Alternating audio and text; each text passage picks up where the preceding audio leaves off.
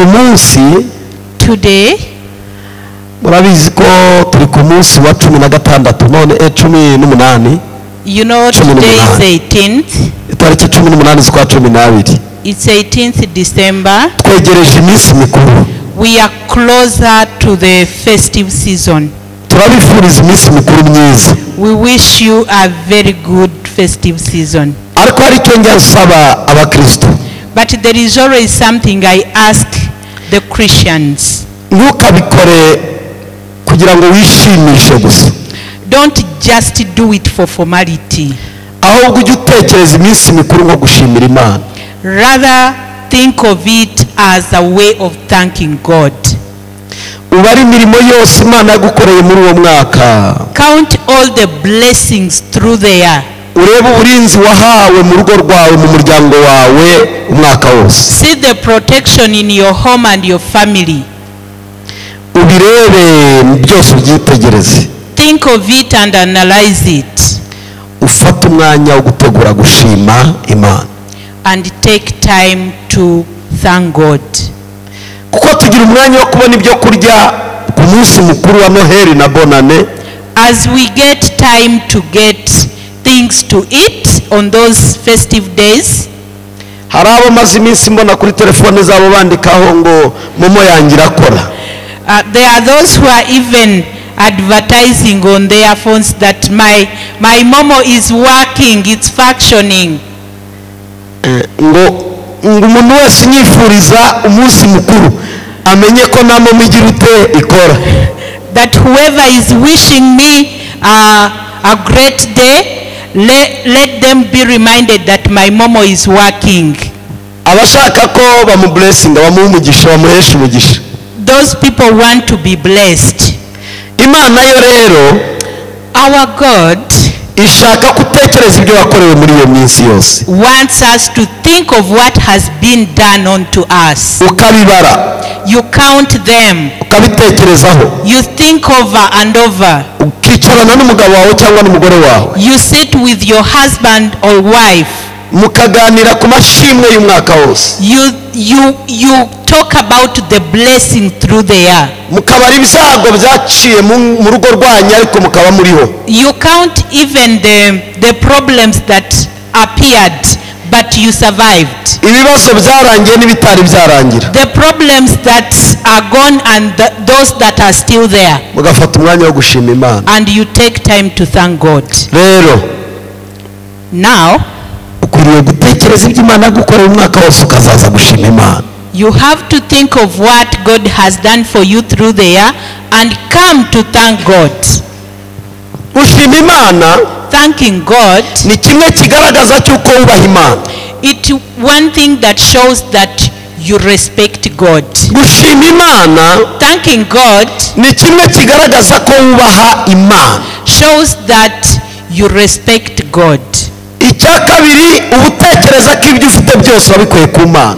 Two, it shows that you know that whatever you have, you got it from God.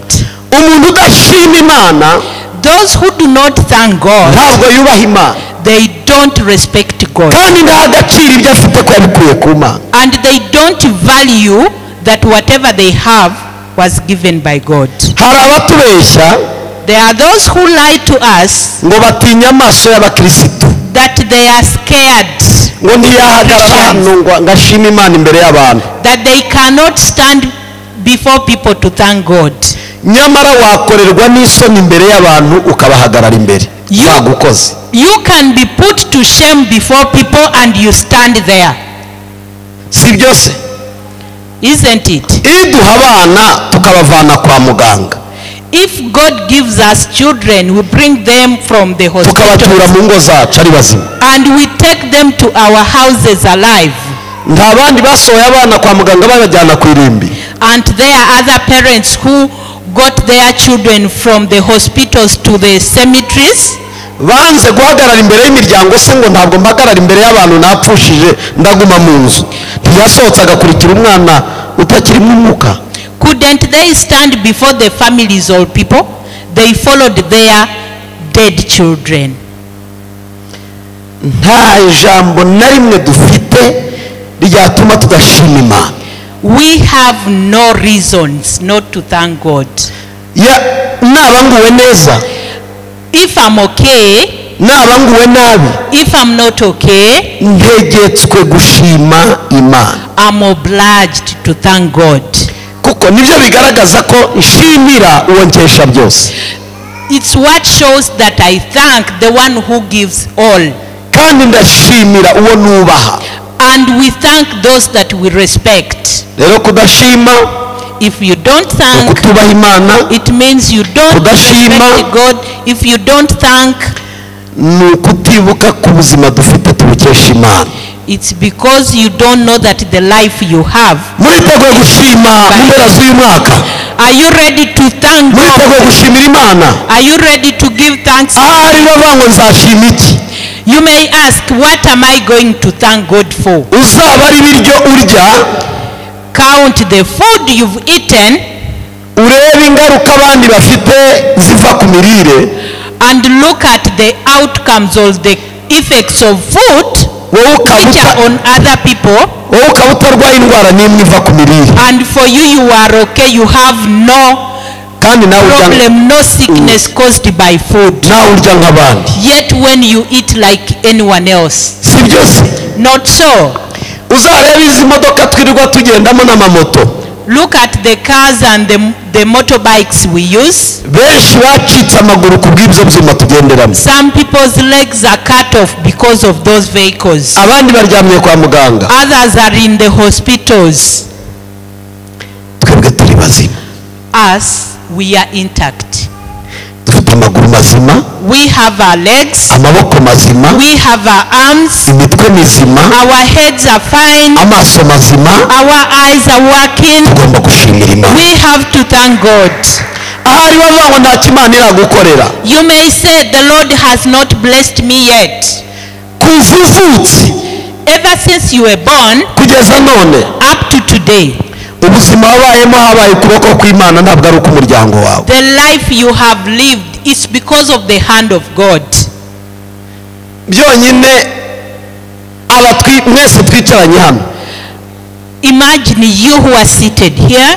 wabakorera kontabilite cyangwa se statisitiki, If anyone could count akaba ari uko mubaho, murya uko murya n'uko mubaho ubuzima bwa buri munsi, of how you live your life and feed, ibyo mukorera ni bitoya kuruta ibyo mukoresha. what you earn is smaller than what you use. umushahara wawe ni mutoya kuruta ibyo ukosoma. Your salary is smaller than what you consume.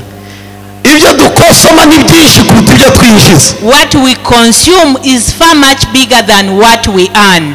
none mbabazi, ibirengaho turabyiba cyangwa ni ukuboko kw'Imana? Now I ask you, the surplus, do we steal it or it's the hand of God? nimusubize. I need an ibirenga answer. ku byo tubona tukabaho ubuzima bwo hejuru kandi tubona bikeya, ninde ubikora, ninde ubiduha, tubikesha nde? Where do we get that ese surplus? dukwiye kwishimira? Do we reka tuyikomere amashyi menshi. thank God by clapping? utegure ishimwe ryawe mu izi mpera z'umwaka Prepare your thanksgiving kugira ngo Imana izaguhe umugisha. so that God will bless you. amen. Amen. uyu munsi ndashaka kuvuga ku ijambo rivuga ngo agaciro k'ijambo ry'Imana. Today I'm going to talk about the value of the word of God. ijambo ry'Imana The word of God. rifite gaciro ki? What value has the word of God? ibiriho byose Whatever exists byaremwe n'ijambo ry'Imana. was created by the word of God. yaravuze bibaho, The Lord spoke and it happened. yaravuze ngo nihabeho, He said, let there be, habaho. and there it was. agaciro k'ijambo ry'Imana. The value of the word of God. amen. Amen. amen. Amen. reka turebe mu bahebura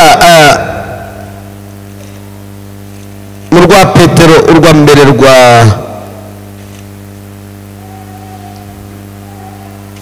urwa kabiri rwa Petero igice cya mbere umurongo wa 19. Let's read 2 urwandiko Peter. rwa kabiri rwanditswe na Petero. 2 Peter. Mujye mugira Bibiliya no muri telefone, biremewe rwose. It's okay to have your Bible in your phone. Kristo uzagira ibibazo mu rugendo rwe nuko utagira Bibiliya ijambo ry'Imana. If you don't have a Bible, you ought to be in trouble. Nyamara rero igice cya mbere umurongo wa 19. We are reading chapter 1 verse 19. Igice cya mbere umurongo wa 19. Chapter 1 verse 19. Nyamara rero dufite ijambo ryahanuwe rirushaho gukomera kandi muzaba mukoze neza nimuryitaho kuko rimeze nk'itabaza rimurika hacuze umwijima rigakesha ijoro rikagezaho inyenyeri yo mu ruturuturu izabandurira mu mitima yanyu. Amen. Amen. Let's read 2 Peter chapter 1 and verse 19. It says, we also have the prophetic message as something completely reliable, and you will do well to pay attention to it as to a light shining in a dark place until the day dawns and the morning star rises in your hearts. Amen. Amen. Ndagira ngo mvuge ibi bintu. I want to talk about these things. Igihe cyose Every time utazamenya agaciro k'ijambo, you'll not know the value of a word, ryaba ari irivuzwe n'umuntu bitewe n'urivuze, which is spoken by anyone, ryaba irivuzwe n'Imana, if it is spoken by God. iyo utarihaye agaciro If you don't value it, uba mu ngaruka zo gutesha agaciro rya jambo. you live in the consequences of not valuing that word. Biroroshye It's easy gutega amatwi kumva, to listen and hear, biragoye gushyira mu bikorwa ibyo ubwirwa. but it's hard to put in practice. Biroroshye kumva, It's easy to hear, biragoye kurinda no gushyira mu bikorwa birya wumvishije. but it's hard to protect and put into action what you heard. Kuri iyi si habaho ibintu bibiri, There are two things. habaho umugisha There is a blessing hakabaho n'umuvumo. and there is a curse. Iyo utabaye mu mugisha If you don't live in a blessing, uba mu muvumo. you live in a curse. Umugisha uva he? Where does blessing come from? Uva ku ijambo. The blessing comes from the Umuvumo uva he? Where does the curse come from? Uva ku ijambo. It comes from the word. Icyo gituma abahanga That's why bazi ijambo That's why the wise who know the word no guha agaciro ijambo and value it, babaho bingana n'ijambo babwiwe bakariha agaciro. they live as much as the word they had and valued. Dufite abantu bazi gusoma, We have people who know how to read, dufite n'abandi batazi gusoma no kwandika. and there are those who don't know how to read or write. Dufite abantu bazi indimi zitandukanye. We know people who know very many languages. Ibyo babigeraho kubwo kubiha agaciro no kubirwanira. They get up to that because they value it and fight for it. Rero iri jambo rirakomeye. A word is very strong. Amen. Amen. Ibintu byose nkorera Whatever I do here, bica mu ijambo. it is through the word. Ubuhanuzi bucanga The prophecy, ni ijambo. it's a word. Ibitangaza bikorekera ahangaha Miracles byose ni ijambo. are through the word. Binyura ahantu habiri. It goes through two passes. Dore rero That's why ururimi ruratura the word ibiganza bikaba nka kashe. and the word confirms it. Iyo birimo bikorwa If it is being done, ubona nta gaciro bifite, you may see it as worthless, ariko bifite imbaraga za none n'igihe kizaza. but they are very strong. They have strength now and in the future. Imana ibyo irabizi. God knows that. Yaravuze ngo muzasabira umugisha bazawuhabwa. God said, whoever you pray pray a blessing, they have it. abo muzavuma bazavunika, And those you will curse, they be cursed. abo muzasengera murambitse ibiganza bazakira indwara. For those you lay hands and pray for them, they be healed. Ni ukuvuga ngo ururimi rufite ubumara.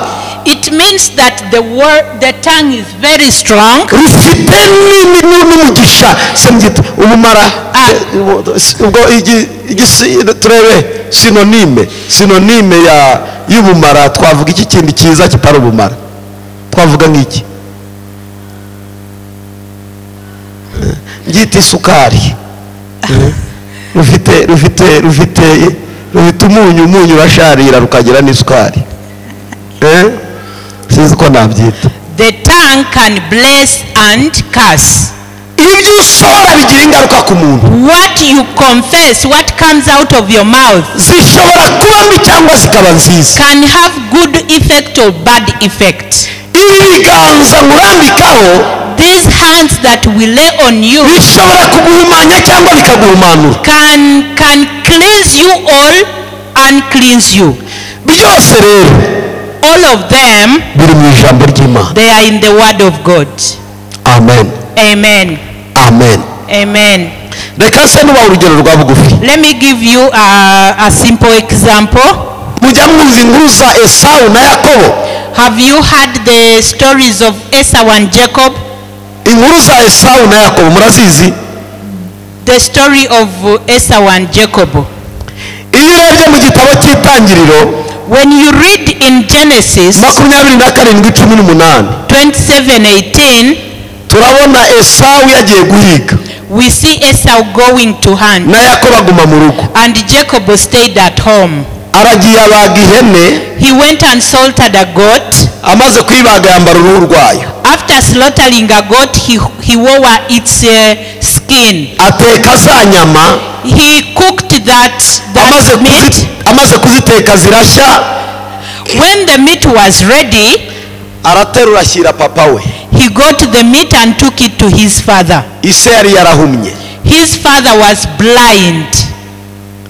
Aravuga ngo papa naje. He said, Dad, here I am. Urinde. The dad asked, who are you? Ati ndi Esau kandi yari Yakobo. He said, I'm Esau. Kuko ise yari atakireba. Because his father couldn't see very Aravuga ngo mwana well. wanjye nyegera ngukoreho numve. He said, my son, come closer so I may touch you. Amukozeho yumva nicyoya, afite ubwoya. When he touched him, he felt the fur on him. Esau yari umwana w'imfura. Esau was the firstborn. Yari afite ubwoya bwinshi ku mubiri. He had a lot of hair on his skin. Ndagira ngo mbwire igitangaza gikomeye. Let me tell you one miracle. Yumvisha afite ubwoya, When he felt the hairy skin, aramubwira ngo nzanira kuri uwo muhigo ubonye vuba nkurye nguheshe umugisha. let's read verse 25. Aramubwira ati wunyegereze nanjye nijye ku muhigo w'umwana wanjye kugira ngo nguheshe umugisha. Arawumwegereza ararya, amuzanira vino asozaho. Se Isaka aramubwira ati mwana wanjye nyegera usome. Aramwegera aramusoma, yumva impumuro y'imyambaro ye amuhesha umugisha. Ati impumuro y'umwana wanjye imeze nk'iy'umurima Uwiteka yahaye umugisha.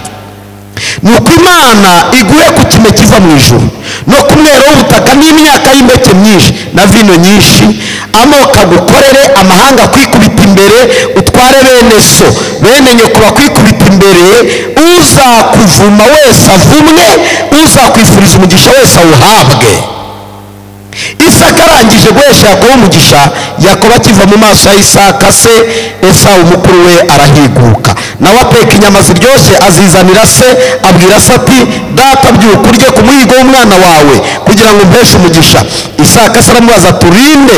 Aramusubiza ati ndi umwana wawe w'imfura Esau. Isaka ahinda umushyitsi mwinshi cyane ati ninde wahize umuhigo akawunzanira? Nkaba nariye kuri byose utaraza, namuhesha umugisha kandi koko azawuhabwa. Let's read Genesis 27 from verse 25. It says, then he said, my son, bring some of your game to eat, so that I may give you my blessing. Jacob brought it to him, and he ate, and he brought some wine, and he drank. Then his father Isaac said to him, "Come here, my son, and kiss me." So he went to him and kissed him.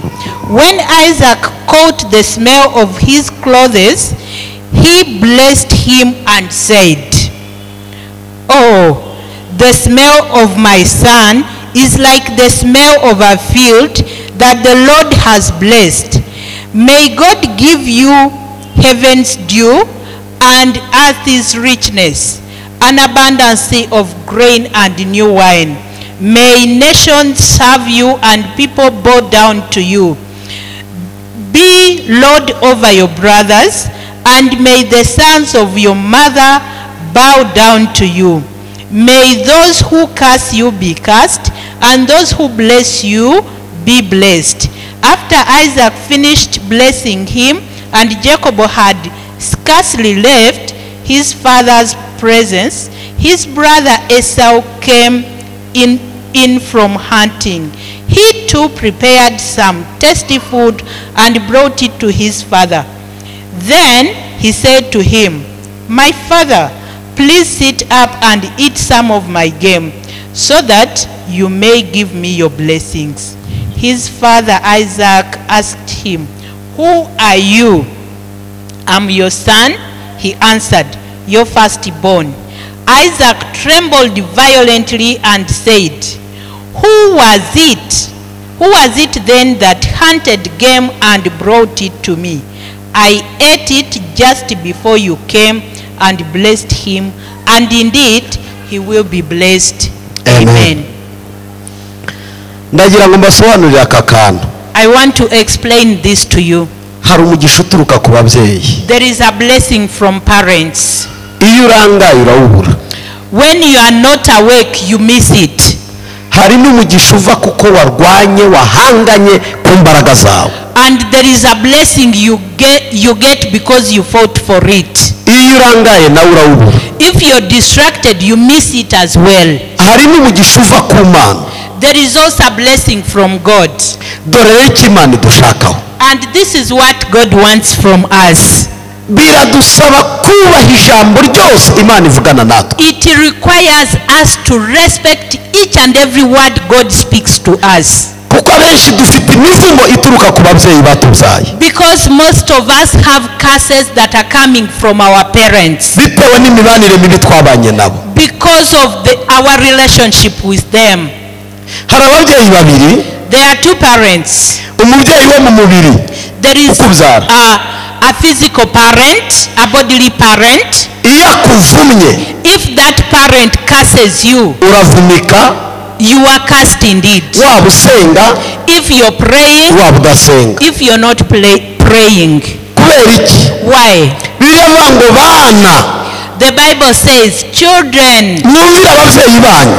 Respect your parents. Kugira ngo muramire mu gihugu Uwiteka Imana yanyu ibaha. So that you may live in the country God gives you. Ni ryari rero tugira wa mugisha uva ku babyeyi tudakoye umuvumo? When do we receive that blessing from our parents? Ni igihe tubana nabo tubumvira kandi tububaha. That is when we leave them, when we respect them. Mama yakubwira ngo jya kuvoma. If your mom says go collect water, ugatora ikivomesho ukiruka ukajya kuvoma. You get a jerrycan, quickly go fetch water. Yakubwira ati mwana wanjye ndashaka kugutuma Kimironko ku isoko. If your mom says I want to send you to the market, ugafata ambalage ukagenda ukajya Kimironko ku isoko kuko wagutumye. You get a bag and run to the market. Bakubwira ngo mwana wacu jya ku ishuri. If they say go to school, wagenda ukagenda uzi ko umubyeyi agutumye amanota atagutumye kurya minerval. You go very well knowing that your parents requires of you good marks. Ukamenya ko ibyo ababyeyi bakubwira ni umugisha wawe uri. And you know that what the parents tell you is where your blessing lies. Dore abenshi rero. Many babana n'ababyeyi nabi. They live badly with their parents. Bakagira umuvumo uva ku babyeyi. And they are cursed by their parents. Reka mbaye urugero rwa bugufi munyumve n'abana batoya mungurikire cyane. Let me give you this example, and young children please hari abana bagera mu kigero cyiza cy'imyaka y'ubukure. There are some children who get at a certain age, mama we yamubwira cyangwa papa we akavuga ngo reka ariko nawe mama urangora, nawe papa urangora. when a child feels he or she is grown, when your mom asks you of something, you say, you mom, you know, I don't want to do this. Dore ijambo ababyeyi bakunda gukoresha. This is what parents always say. Nawe uzabyara abana bameze nkawe. May you have children like you. That is what always parents say. Kubera ko ababasha umubyeyi. Because you hurt them, ntuzigera uzara abana bakumvira kuko nawe ntigeze wumvira ababyeyi. Even your children will not obey you. Noneho ukashaka, you get married, wazabyara abana bakagusuzugura. After producing children, they start despising you. Ariko mana ngabana barananiye. Then you start crying, my children are disobedient. Nawe ntiwigeze ushoboka, wari warananiranye. You were not disobedient you were disobedient as well. Mubyeyi arakaye kwaturaho ijambo ribi. When a parent is angry, they can confess a bad word unto your life. Biraguherekeza ubuzima bwawe bwose. It's going to follow you the whole of your life. Noneho rero tukaza mu rusengero. Then we come to church, dushaka ngo ibintu bihinduke, and we want everything to change. Hari amagambo bari ku buzima bwacu ahindurwa no kumva tugahindura ibintu. There are words upon our life that requires us to hear and change. Biri kumvikana? Do you get it? Biri kumvikana?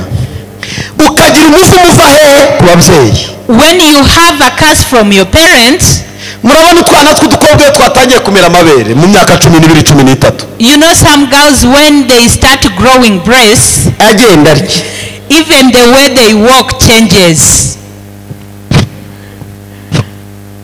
yewe mwana wa niki. When a parent calls you, say, what is it? Niki. What is it? Nashakaga kubasha kumfasha ukankuburira ahantu ukoza n'aya masahani ugakoropa n'ahantu hanyuma ugakomeza ibyo wari ugiyemo. Ati ngo the parent says, I want you to clean this place, do the dishes. Then the child will say, what do you say? Warambyaye ntuzongere kumbyara. You gave birth to me once, don't do it again. Nzakagendana agakiza k'Imana we nzakagendana. Then she starts singing that song.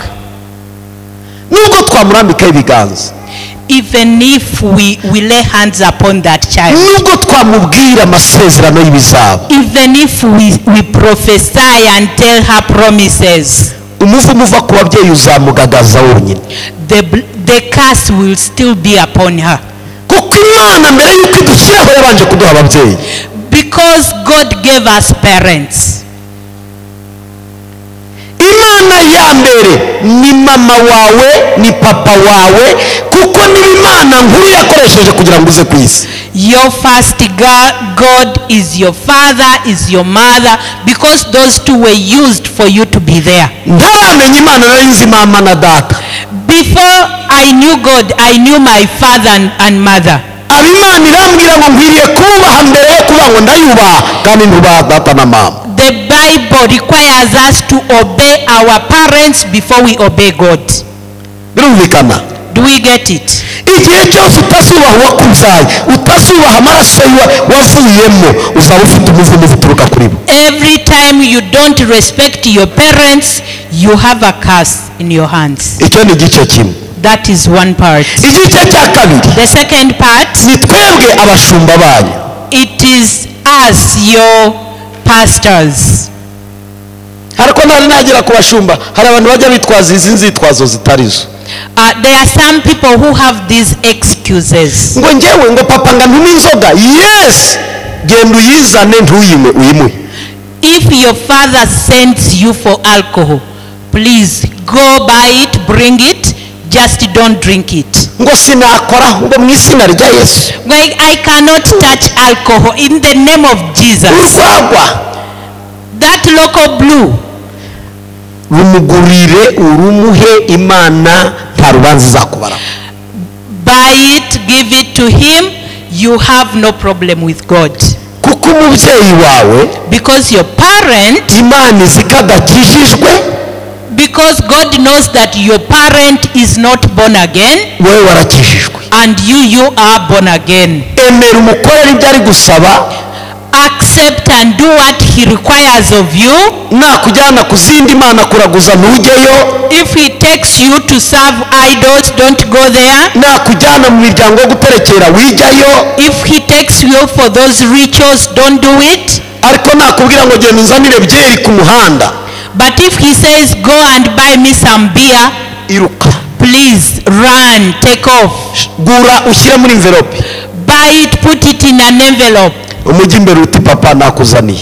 Bring it respectively to him. Nta rubanza Imana izakubaraho. There is no problem with God. Ariko iyo wanze, But if you refuse, yavuze ngo uzagwe ku gasi urahagwa. if he said you'll die, you will, of course. Iyo yavuze ngo uzabeho nabi biragukurikira. If he says you live a bad life, you will live it. Ndacyari kubasobanurira ijambo uburyo rigira agaciro. I'm still explaining the value of a word.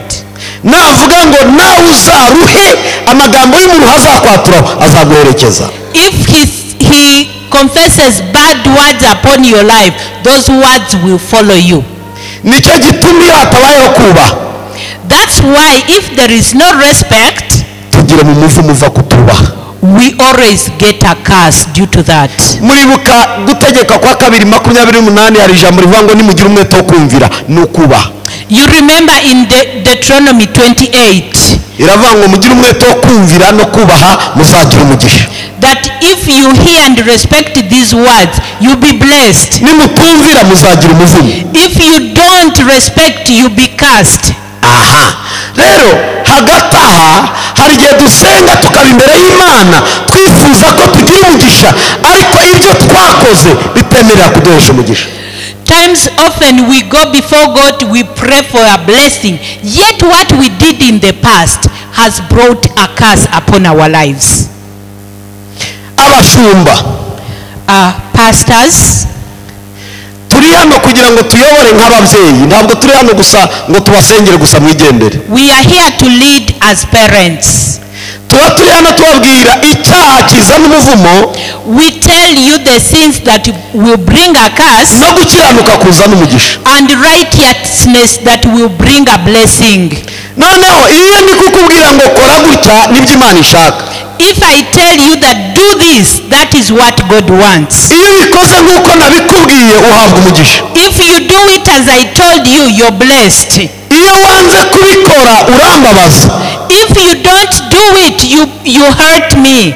Wa mabaro wanjye ukagera ku Mana. And my heart goes up to God. Imana ifunga imigisha y'ubuzima bwawe yose mugakiza ikayizirika. And God will block all your blessings. Kubera ko wagiranye ikibazo n'umubyeyi wawe, Imana ntiwuguha. Your blessings will be blocked because you got a problem with your spiritual parent. Some of the things that are bringing problems to us, Harimo kudaha agaciro ijambo ry'Imana. there is not respecting the word of God. Harimo kudaha agaciro ijambo ry'ababyeyi. There is not respecting the word of the parents. Icyagatatu ijambo ry'umuyobozi ukuruta. And not respecting the word of your leader. Umuyobozi ukuruta Your leader ashobora kugufungira inzira z'ubuzima bwawe bwose. may block all your ways. Reka se n'uwa urugero rwa bugufi. Let me give you an example. Uyu mwanya uri mu gice cya departema yacu y'ubuyobozi bwa leta. If you are in the leadership of the government, Iguhaye akazi, when the government gives you a job ukagakora nabi, and you don't fulfill it, bakakwirukana, and they chase you, ikitwa umwirondoro wawe wose, your CV bayishyiraho icyo bita noir, blacklist. Your CV is blacklisted. Igihe cyose bagiye muri machine, Every time they go into the system, basanga uriho akabazo. they find when your CV has a hari utakavanaho. Is there anyone who can remove it? ahubwo barakubwira ngo CV yawe ntituyakira. They only tell you we cannot receive your siko CV. bimeze. Isn't it? dore iby'ubwami bw'Imana uko byubatse. That is how the kingdom of God is built. ugomba kwitondera ijambo ry'Imana. You have to respect the word of God. ukwiye kwitondera ijambo ry'ababyeyi. You have to be careful with the word of your parents. ukwiriye kwitondera ijambo ry'abayobozi. You have to be careful with the word of the leaders. kuko imigisha yuzuye kugira ngo itugereho.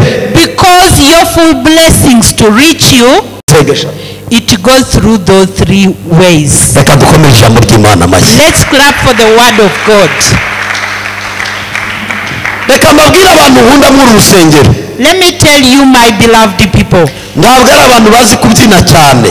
I don't love those who know how to dance very well.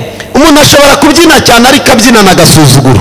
There is someone who may dance very well but with despise. umuntu ashobora kumenya kuvuga ariko atazi kubaha ibyo yahawe. There are some people who are very good at, who are eloquent but who are not good at respecting. umuntu ashobora kuba afite impano nyinshi ariko atazi kubaha abamuyobora. There are some people who have so many blessings but when they don't know how to respect his leaders. dore umuntu nkunda cyane. This is the one that I love most. ni umuntu ushobora kumva bike ariko agakora byinshi. Is the one who can hear a little and does very many. ibyo bishatse kuvuga iki? What does that mean? ni umuntu wemera gukora kuruta kumva ariko ntakore. Is this person who accepts to do other than hearing and doesn't do? kuko umuntu wese ukora, Because everyone who does, ahantu hose baramukunda. wherever he goes is loved. ariko umuntu wumva ntashyire mu bikorwa, But this one who hears and doesn't put into action, ahantu hose baramwanga.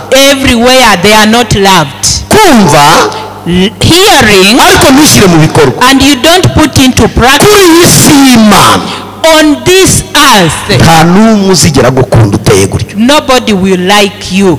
ariko umuntu wumva bityo agakora byinshi, But if you hear and do, sosiyete iramukunda, the society will love you. famiye iramukunda. The family will love you. yewe niyo yaba muri departema za leta izo arizo zose ziramukunda. Even the department you could be serving, they love you. nushaka ujye muri bano bafite imishinga yabo abikorera ku giti cyabo. Even if you go to the private sector, bakunda umuntu ushobora kumva ariko agakora cyane. they want these people who will hear and do a lot. rero bavandimwe, Brothers and sisters, dufite ijambo ryahanuwe rica muri ibyo byiciro mvuze. we have a prophetic word that goes through all those categories. bibiliya duhaye inama ngo muzaba mugize neza nimuryitaho. The Bible has given us good counsel that we will have done good if we take heed of it. abanyarwanda baba muticaranye na se ntamenya icyo sekuru yasize. ni urukundo rw'umwana n'umubyeyi baba bari kuvuga. ni ukuvuga ngo umwana naganira na se bakagirana ubusabane, bagakundana, bakagendana, bakaba umwe, azamenya amakuru ya sekuru. In Kinyarwanda, it says very well that if you sit with your father, you'll know what your grandfather said. It relates us to our parents. We relate to them, we speak with them, and we'll get to know a lot from them. dore itorero rya none ko aho ryapfiriye. And this is where it fails in church. uyu mwanya nimureba ko turi mu materaniro. Don't you see that we are here in church? hari umukristo cyangwa umuririmbyi ushobora kuba uri kwirukanka mu mazi ya byumba.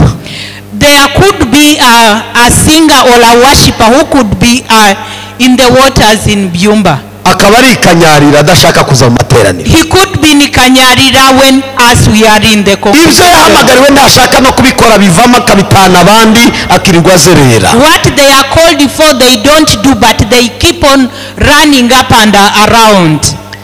ugasanga ntazi kumenya ngo iyi saha hari gukorwa iki. He doesn't know what to do at what time. gahunda iri kuba aya masaha ku itorero ni iyi. What program is going on right now? ibyo Imana yahampamagariye kuhakora ni ibi. What God called me for in the church, what is it?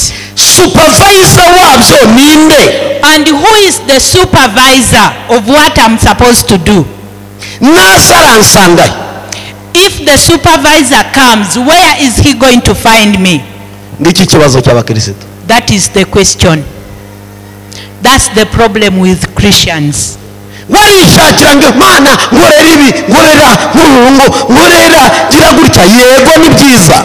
They are only asking, Lord, do this for me, bless me, do this and this. Yes, it's good. Irakubaza ngo uyu mwanya uri.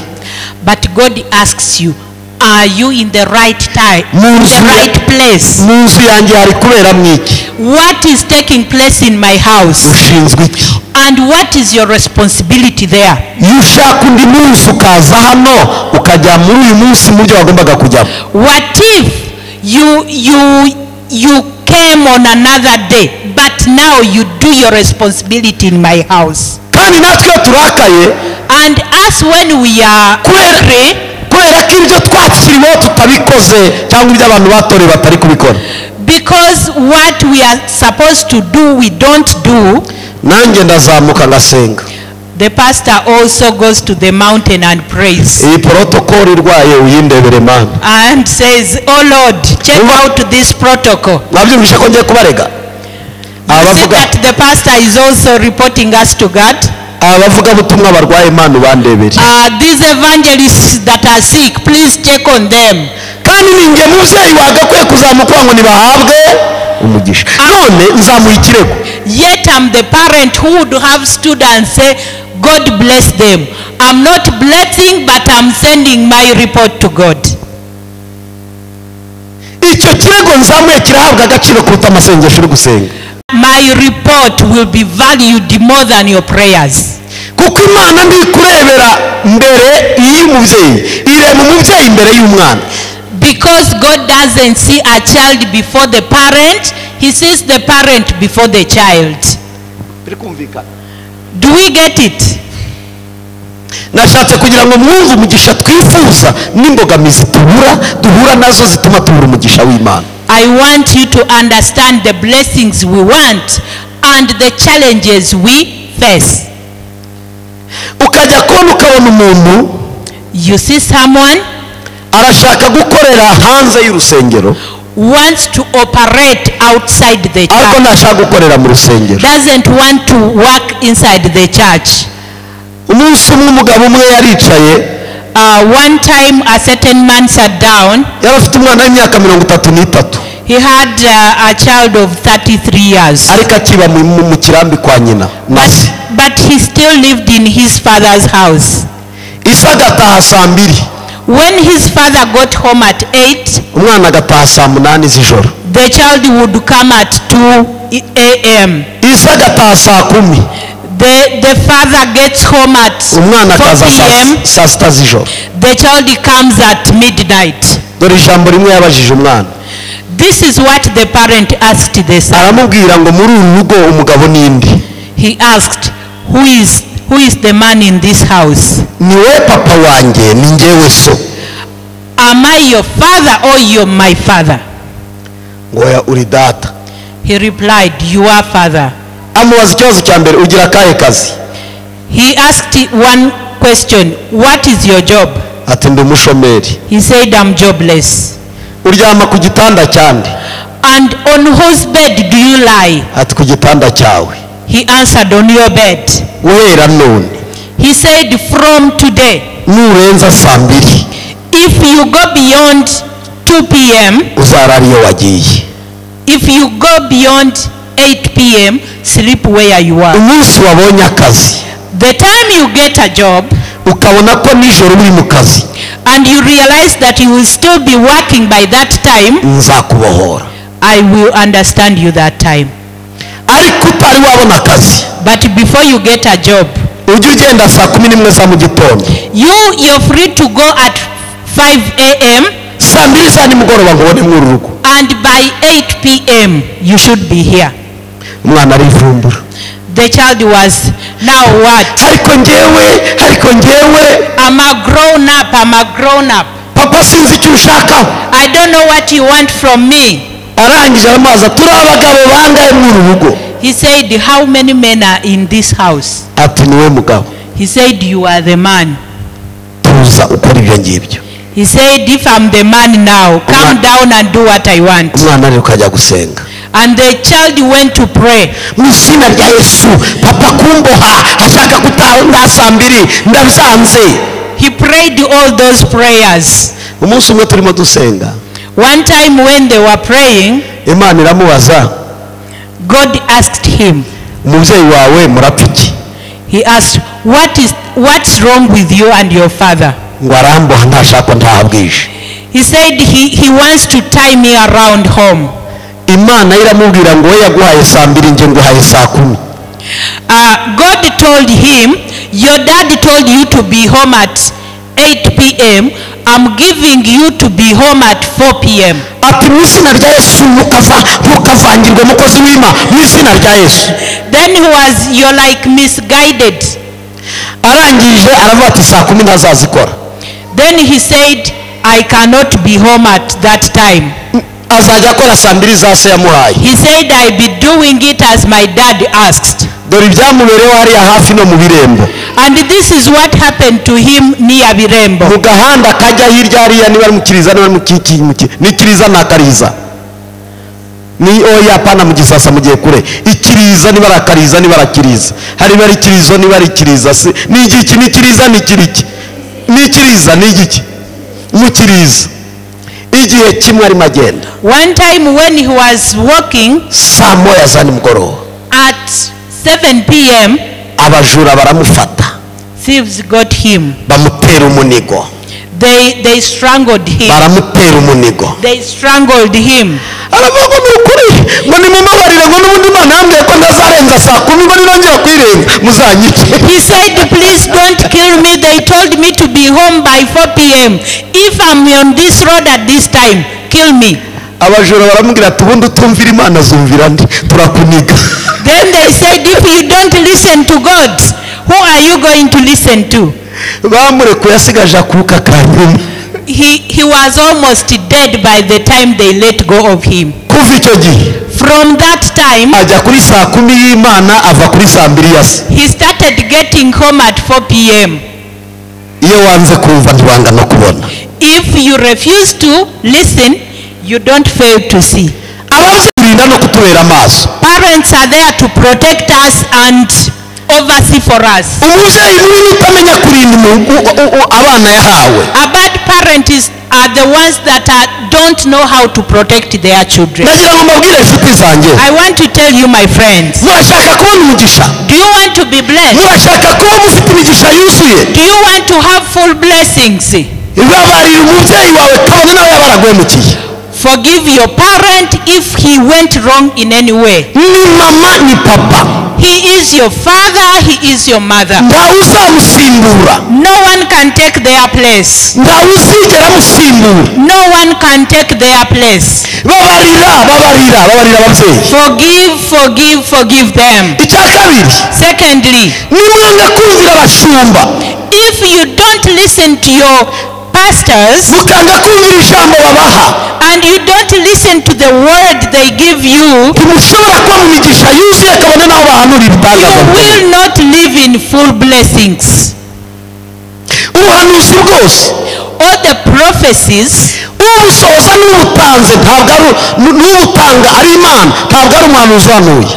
he who fulfills it is God, but the one who gives it is your pastor. nicyo gituma ukwiye kumva Imana.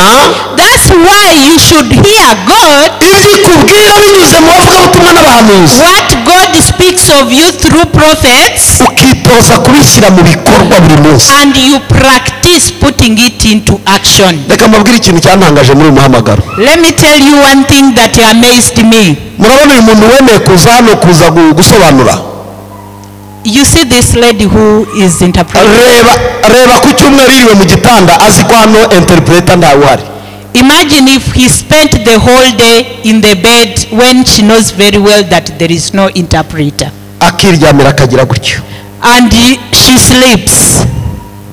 tugasoza And we end the congregation. dore ikibazo mugira murabaza ngo se wa mu interpreter ari hehe. You will have a question, where is the interpreter? Icyo kirego gihita kigera mu maso y'Imana. That is already a report to God. Uyu muntu nubwo yarara mu mazi, Even if this person slips into water, iramubwira ngo hari ahantu ntari kukubona. God tells her, there is where I don't see you. Hari umurimo wanjye wataye. There is my work that you didn't do. Subirayo. He says, go back. Kuko icyari gukora kiraruta imodoka agenderamo.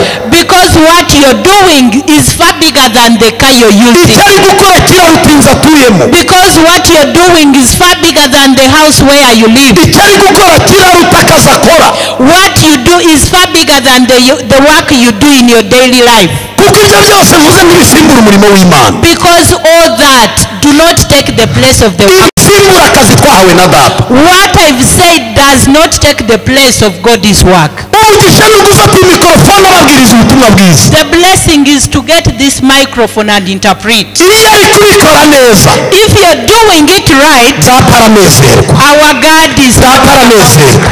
God is Data aranezerwa. God is happy. Data aranezerwa. God is happy. Data aranezerwa. God is happy. Data aranezerwa. God is happy. Ubabwire bera b'Imana. Let me tell you, servants of God, Abantu bafashe ko gukorera Imana ari ibintu biri cheap biciriritse. if you take serving God as something cheap Muri iyi si, in this world, niba ari ikintu gihenze, mu mazu yacu si byo bizaduherekeza. but what we do in our houses is not going to help us in any way. Bavandimwe, Brothers and sisters, ndabinginga. I beseech you, Umuntu wese Imana yahamagaye, whoever has been called by God akaba azi ko ari umuhamagaro w'Imana umuriho, and knows that there is a calling of God upon his or her life, akaba azi ko ashaka umugisha w'Imana, and knows very well that he wants to be blessed by yongera God, atekereze neza. think twice, think again. Amen. Amen. Amen. Amen. Amen. Amen. Amen. Amen. Amen. Amen. Ibi mbabwira biri seriye. This is very sensitive and serious. Imana iravuga bikaba. When God speaks, it comes to pass. Umubyeyi akwatura ijambo rikakubaho. When your parent confesses upon you, it so happens. Hari abantu njya nambika ibiganza nkabwira ngo Imana iguhe umugisha. There are those that I lay hands upon and I say, God bless you. Akabifata nk'ibisanzwe. And they take it not seriously. Ariko uvuze ngo ndakuvumye. But if you say, I curse you, yahita yikanga. that person will be scared. Kuki tudashobora gutinya umuvumo tuwutinyanye n'ibikorwa byawo. Why aren't we scared of the curse and whatever can bring it? Ibikorwa by'umuvumo, The acts of curse ni ukutumvira. is disrespecting. Imana arayimbwira ijoro. God told me this night. Narimo senga akanya gato kubona ari naniwe. I was praying for a short time because I was tired. Irambwira ngo abakristo ufite, God told me that the Christians you have, ubatoze kunyumvira no kumvira ubuyobozi bw'itorero. make them understand and live to respect God and the leadership of the church. Kuko barashaka gusenga, Because they want to pray, kubw'imibabaro, because they are hurt n'ibibazo, and they have problems. ariko kwitanga bamaramaje mu murimo wanjye, But giving totally into my work, ngo bankorere babishyizeho umutima, so that they serve me wholeheartedly, baze mu nzu yanjye bitanze, to come in my house trembling, bankorere bitanze, they give up everything for my ngo work, nanjye mbone kubaha umugisha. and I will bless them in return. Barakurura ibirenge. They are walking sluggishly. Muzi ijambo ryitwa gukurura ibirenge ni ukuza usa naho You know, walking sluggishly is like you're almost not going. ese harinde nandi Who is there already? na wa wundi yaje yari yambaye ikanzu y'isiti. So and so was there. So what was he wearing? ese Ruben aracyaza? Is Robin still coming? Mama Mugisha aracyaza? Is so and so still coming? ese urusigaye ucuranga yavuye? And who is that one who plays the mama piano? president ese aracyari wa wundi cyangwa nawe yarananiwe? And is the mother of so and so still there? All have fallen down. yewe nzabanza. Okay, I'll be coming next time. nzabanza. I'll be coming some other time. mu gitondo mana umugisha ntawe izaguha. And in the morning you start calling on God. God bless me. umugisha uba ahantu hatatu. The blessing is in 3 ways. uba ku muryango. It is in your family. ukaba mu rusengero. The blessing is in the church. n'igihugu cyawe. And the blessing is in your country or your nation. iyo ugize ikibazo mu muryango, If you have a problem in your family, uri gutakaza umugisha w'umuryango. you are losing the blessings from the family. iyo ugize ikibazo mu itorero, If you have a problem in the church, uri kugenda ugira ikibazo cy'umugisha wo mu itorero. you are losing blessings from the iyo wanze igihugu cyawe, If you don't like your nation or your country, ubu uzabaho uzerera utagira igihugu. you will always live as a wanderer. bera b'Imana, People bavandimwe, of God, brothers and sisters, dukwiriye kwemera we are supposed tukayoboka Imana, we are supposed to work for God, tukemera ubushake bw'ababyeyi, and we accept the parents' wishes. amen Amen. amen. Amen. munsi nimikwa, The day he was anointed, umupasiteri wanyimitse yaramwenga abantu bose ubona bakuri imbere mwimikanywe. the pastor told him that all these people that you see have been anointed together with you. arabwira ati ngaho nimwasame mufite indimi zingahe? Then he told them, open your mouth. How many tongues do you have? ati dufite rumwe barasama. They said, we only have one tongue. turi murimo murawukunze? He said, do you want this work? bose bagira batya. They said, they all put up their arms. ati turawukunze. They said, we like it, we like it. kuva 2016 kugera 2022, From 2016 up to today, muri abo bose out of all those people, dusigaranye mbarwa. a few have remained. kubera iki rero? Why? iyo umuntu atirinze ibintu bimukura mu itorero, bimuzunguza, bimwiheresha, ahora ari zigizag, aba ameze nka esidarasi.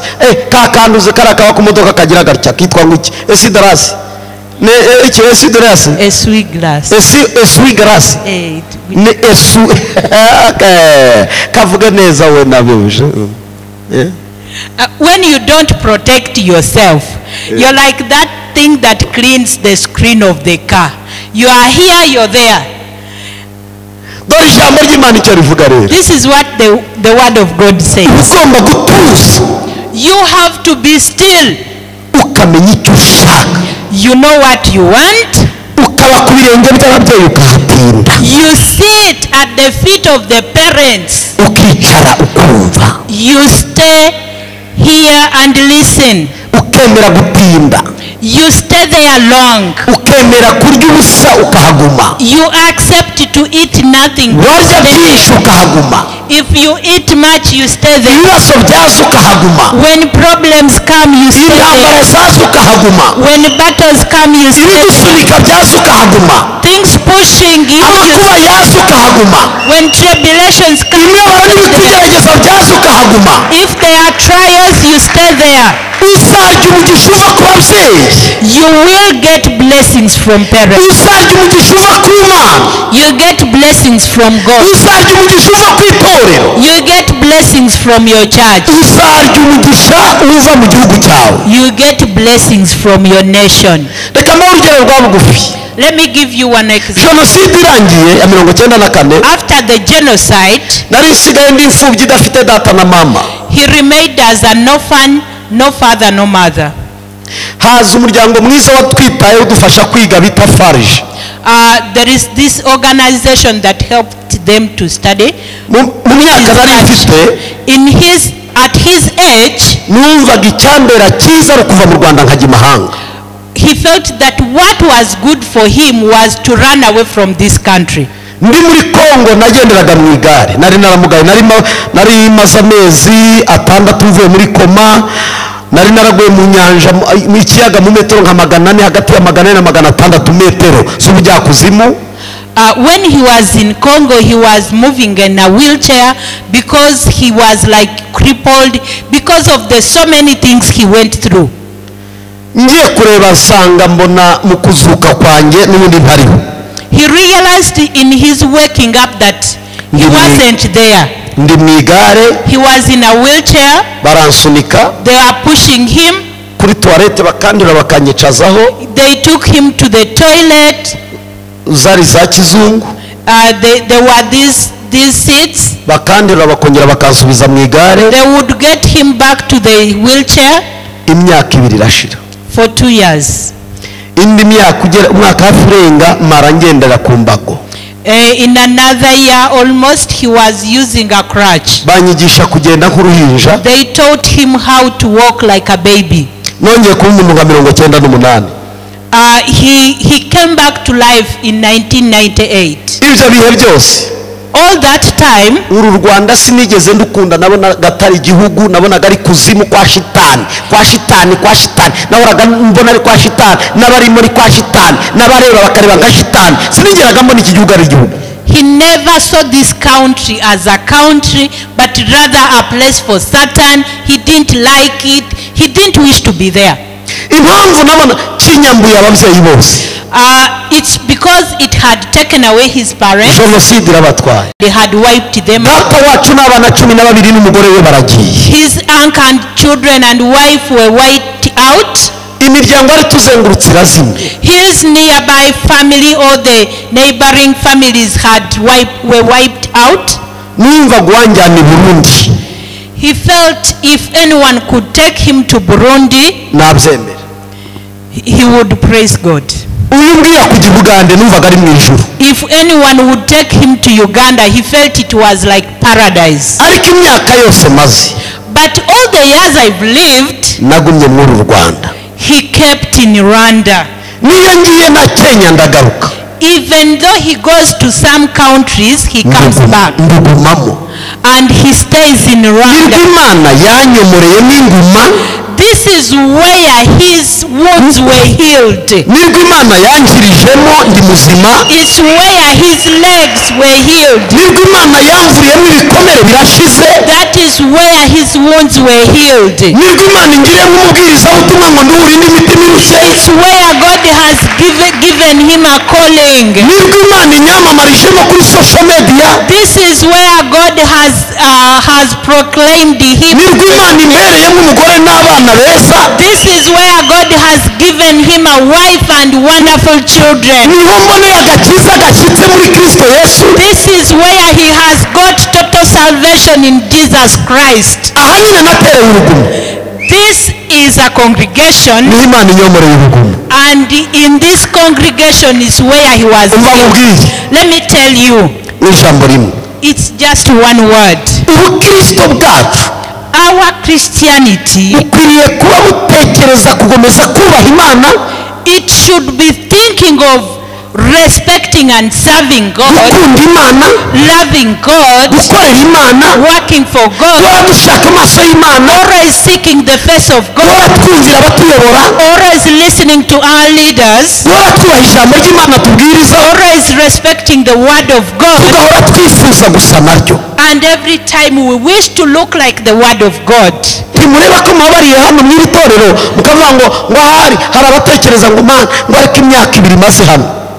There are some people who are feeling, all the 2 years I've been here,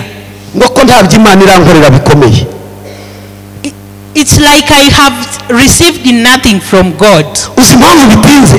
Do you know why it has taken long? Because it's going to do long time things.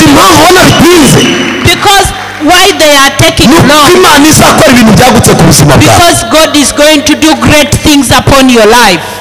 ibanga ni rimwe ryo kugira ngo urye umugisha w'Imana. The only secret to get the blessings of God, wemera gutegereza you have to accept to wait, kandi utegerereje mu rusengero. and wait in the church. Ndambiwe abakristo bavuga ngo abakristo ariko bataba mu rusengero. I'm tired of Christians who say they are Christians but when they are never in church, agashaka ngo umuyoborere mu rugo iyo ahaba iwe mu nzu, and wants you to lead him from his own house. umva bavandimwe, niba umuntu adakunda inzu y'Imana kumwirukaho inyuma no kumutererwaho. If anyone doesn't love the house of God, running after them is losing time. Niba umuntu atatendinga amateraniro, If that person doesn't attend congregation, niba umuntu ataza ngo aramye Imana mu rusengero, if that person doesn't come to worship and praise God, niba umuntu ataza ngo yumve ijambo ry'Imana, if that person does not listen to the word of God, niba umuntu ataza ngo yumve impuguro z'ijambo ry'Imana, if that person doesn't come to hear the counsels from the word of God, niba umuntu ataza ngo aryoherwe n'urusengero, if that person doesn't feel the taste of the church, kumwiruka inyuma ni ukuruhira ubusa. running after them is running after vanity. Kumwiruka inyuma ni ukuruhira, Running after them is running after vanity. nakavuze kuri titre yanjye nka profeti, I would have talked about my title as a prophet, akaba ariyo mbabwira umwanya, and I talk about it for some good time, ariko sinigeze ncungura itorero. but I did not redeem the church. Itorero ryacunguwe na Kristo Yesu. The church was redeemed by Jesus Christ. Yemwe nanjye ndi imbata mugenzi wanyu, I'm also a servant like you. nanjye ndi mwene so muri Kristo Yesu. I'm also a brother and sister. I'm also your Christ Jesus. Nicyo gituma aho naba ndi hose That is why wherever I am, ndwana no kubana namwe, kuko Imana igomba kumbarana namwe. I fight to be with you because God has to see me with you. Ntabwo nkora ibyanjye nk'umushumba, I don't do my own or personal things as a pastor. ibyo nkora byose mbikora kubw'Imana namwe. Whatever I do it for God and you. Nicyo gituma ubuzima bwanjye bugomba guhora buri iruhande rwanyu. Nibwo That's why nzakugana. the whole of my life should be close to you. Rero tugiye gusenga, We are going to pray. ndagira ngo nkubwire, I want to tell you, va mu bintu bikurangaza hariya hanze. leave all those that distract you. Hagaciro ijambo Imana ikuvugaho, Value what God speaks of you. winjire mu rusengero ukorera Imana nk'uko bikwiriye. Go into church and work as you should. Birantangaza abasore n'abakobwa I'm surprised to see young men and women. bashaka mariage nziza. They want very good weddings. Sometimes you have a wonderful wife. How I wish you could know her habits. That's when you would say it's good or not. One says, wow, you have a great husband. A good husband is good habits in him. Where will we get good habits if not at the altar? The altar takes away the bad habits and God closes us in good habits. I want to tell you, love the house of God, love the house of God. Don't love the house of God because they are going to prophesy. Don't love it because the pastor prayed for you. Don't love it because you gotten money from God. Don't love the house of God because I visited you.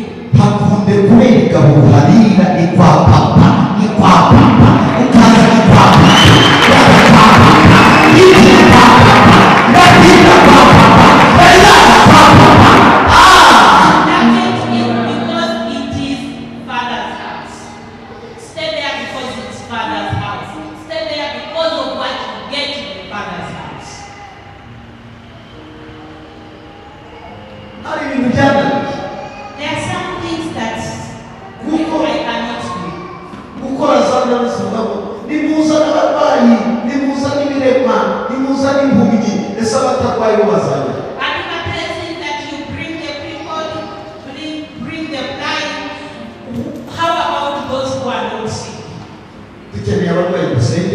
We need the sick to pray for them. We also need those who are okay so that they may serve God. That is when we serve God, stand up so that we may pray.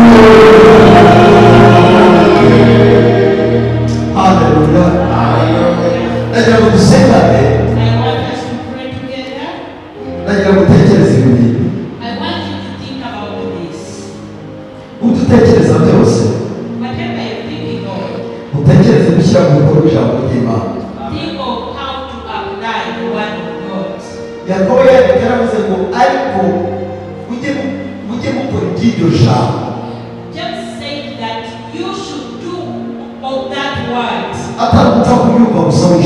Not just to hear it. If you hear and don't apply, it's like checking yourself in a mirror, then you forget yourself. Brothers and sisters, you have to serve. You have to serve God. Let me tell you the truth. God has no date with us. Because of the promise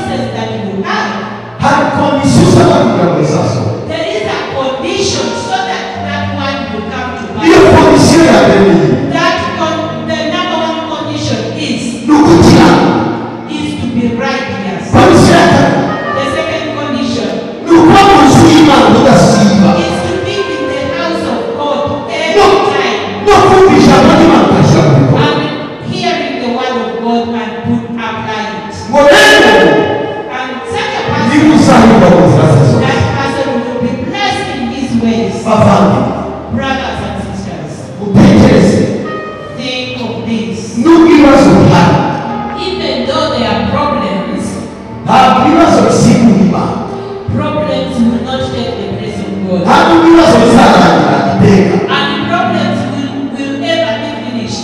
aho hamwe n'imitima igenda idukorera But with what God does for us from time to time, tugomba kuba mu nzu y'Imana turamya guhimbaza we should be in the house of God praising and worshiping. turishimye When we thank God, turishimye we thank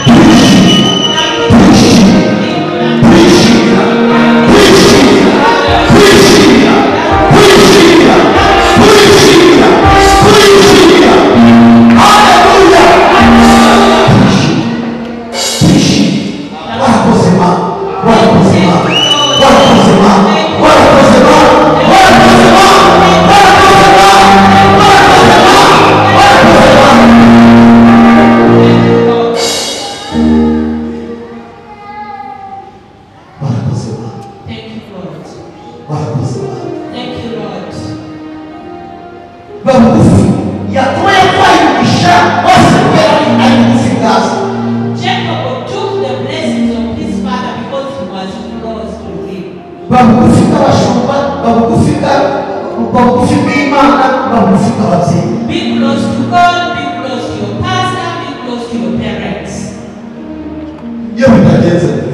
If it is not the case,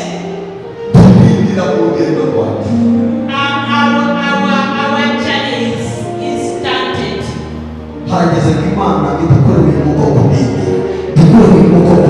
It's time so that God will take away the spirit of stuntedness. Put up your arms and say, Lord Jesus.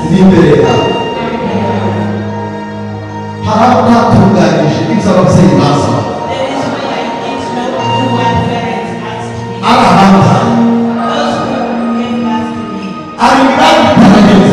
There are things that did not go well. Lord, after understanding the value of a parent, when it is the source of my blessing, forgive me wherever I did do the right. Give me an painful heart before parents, where they hurt me. Give me the heart to forgive them. And Lord, take away the curse that they would have passed on to me. Because I understood that this curse is strong. I am before you.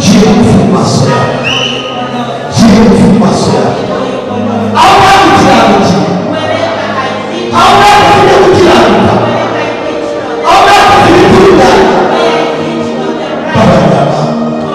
me, O Lord.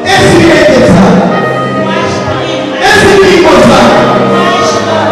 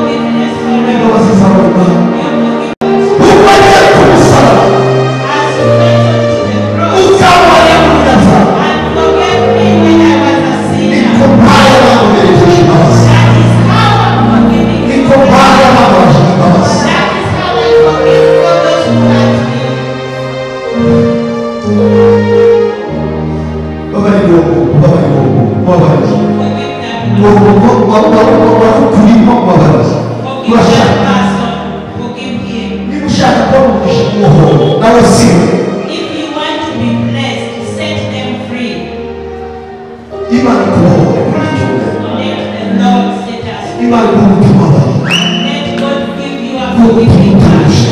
Let God give you a calm heart. Ubutumwa gukorera Imana gusa. Let God give you a serving spirit. Imana kubohore. May God bless you so much. Sinaba mu mwami Yesu. Ijambo ryawe. Ubutumwa bw'Umwuka.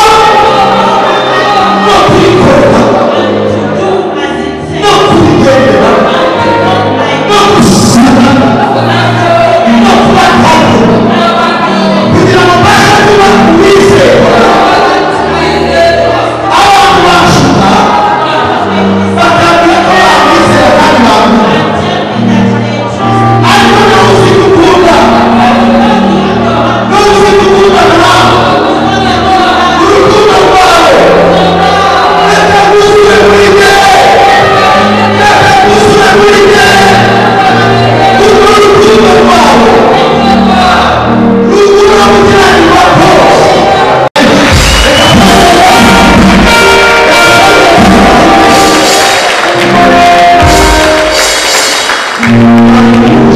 Imana igire neza. May God serve you. Bifuje icyumweru cyiza. I wish you a wonderful Sunday. Hariho abantu bifuje ko tubakira ku mugaragaro. There are some people who wish you to be Bifuje received. ko tubakira. Tuhagaze reka baze hano tubakire nka bene data. Abari babisaba ko twabakira ku mugaragaro. Maze natubaza tubakire. Maze tubakire. Iyo tubakire, niba bari babisabye uvuga ngo tubakire mu itorero mu buryo buri official. Arahari azi tubakire. Some of us will receive you officially in the church. Kuba tutari twakiriye hagati ndashaka kwiyakiriza mu itorero gukora umurimo w'Imana muhotse nkorera Imana. If you have not been received in the church so that you may serve God wholeheartedly here, please come over. Amen. Imana ibamugisha. May God bless you. Mushiki wacu tumaranye iminsi dusengana We have been with our dukorana n'umurimo w'Imana. and we've been serving Ni umukristo wacu mubimenye. is our Christian. Ni umukristo wacu. Urugendo twagiye tugendana twabura umwanya wo kubitangaza. We had not had time to announce it, Ariko ni umukristo wacu. but she's part of us. Amen. Murabyishimiye. Murabyishimiye. Murabyishimiye. Reka twavuge dusengere gutanga. Let's pray for departure. Dushimiye twese twabanye, dushimiye abaririmbyi, dushimiye abavugabutumwa bari hano, dushimiye twese abakozi b'Imana. Imana ibamugishe. We thank everyone who has been with us. God bless you. Reka dusengere gutanga. Let's pray. Mwami Yesu turagushimira kubw'ubuntu bwawe. Lord Jesus, we thank you. Turagushimira imirimo n'ibitangaza udukorera. We thank you for the wonders and miracles. Utwibukije inshingano zacu za buri munsi. You reminded us of our responsibility. Utwibukije kugukorera You reminded us to serve you. no gukorera bene wacu. Even serving our relatives. Kandi ijambo ryawe And your word, iyo turihaye agaciro if we value it, ritujyana umugisha munini. it gives back to blessings. Utwigishe kumva ijambo ryawe Teach us to hear you no kuryumva iminsi yose. and to respect it all the Maze time, muve mwirwa mu nzira zacu zose. so that we will be blessed in our Umugisha buri wese wateranye, bless everyone that umugisha urugo rwe, bless their families and abadukurikirana kuri duhurize mu mirimo wamugisha, those who follow us, bless them. kandi umwuka w'Imana akomeze gukora ibimenyetso bitanga. Let your spirit continue to Murakoze kutugiriye neza. thank you. Murakoze kutubatse. Thank you for Mu revealing izina rya Kristo Yesu. in the mighty name of Jesus. Amen. Umwami w'Imana, Imana ibaherekeze igihe cyiza, naho